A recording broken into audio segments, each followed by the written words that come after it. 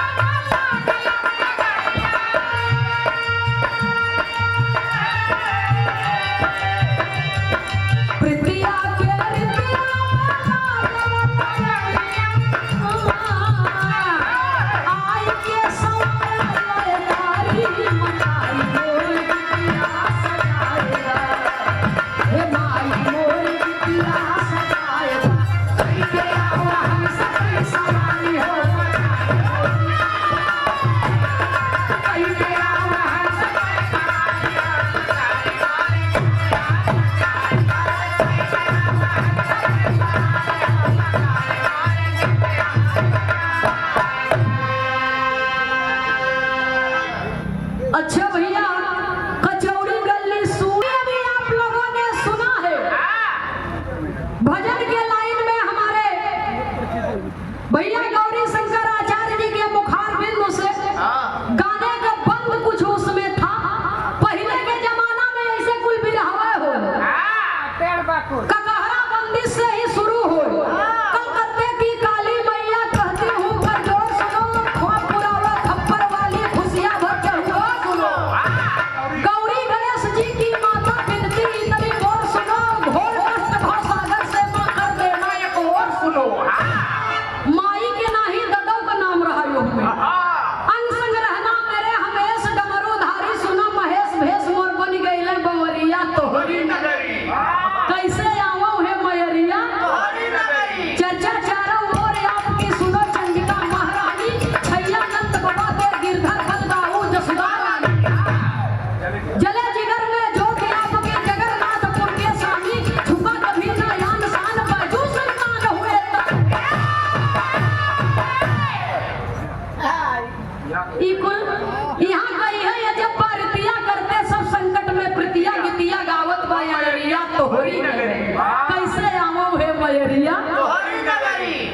वक्त जमाने के गीत ज्यादा जानकारी नहीं है लेकिन थोड़ा बहुत प्रयास किया है।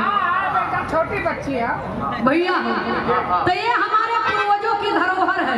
गर्व होता है जब ऐसे चीजों की प्रस्तुति होती है बिरहा मंच से। भजन के दूसरी लाइन में कहना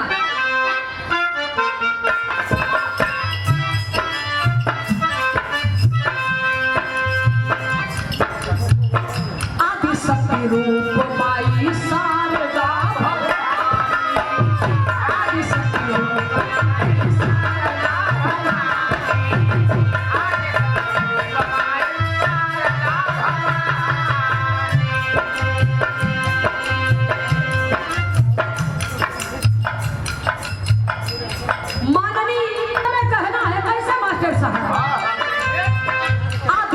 रूप माई शारदा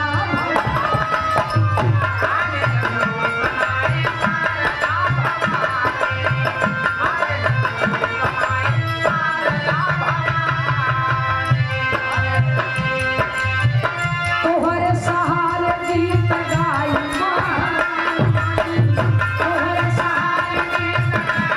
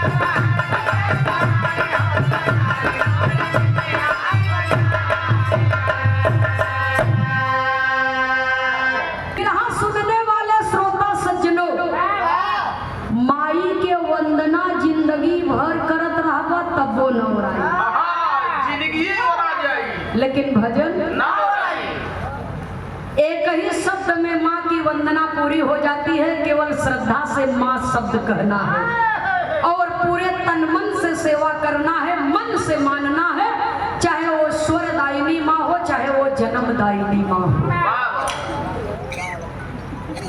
तो आप ही दुर्गा है, आप ही काली है, आप ही सरस्वती है, आप ही शेरा वाली है। आपका हजारों नाम करोड़ों स्थान है माँ। आपकी भजन गाऊं ये सामर्थ्य हमारे अंदर नहीं है। केवल हृदय से मैं आपको याद कर रही हूँ और इस समाज में नंदनी के गीत को सजाना आपका कर्तव्य है माँ, और हमारा आपको याद करना हमारा कर्तव्य है। बहुत बहुत आपके श्री चरणों में मैं सादर प्रणाम करती हूँ। दुबारी की धरती से भजन के आखिरी लाइन में कवि को संकेत करना पड़ा।